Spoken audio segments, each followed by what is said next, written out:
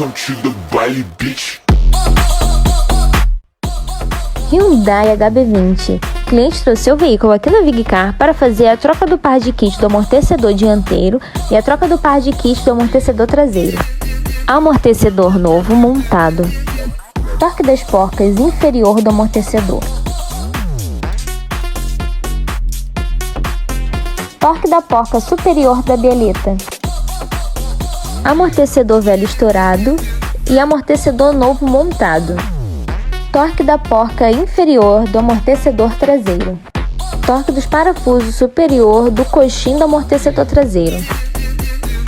E também fizemos limpeza no reservatório do fluido de freio, que foi detectada uma contaminação. Levamos o reservatório para uma limpeza e higienização.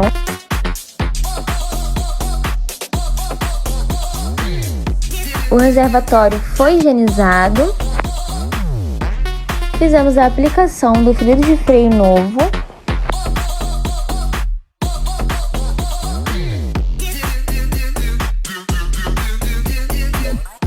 Reservatório limpo, fluido de freio novo sem contaminação.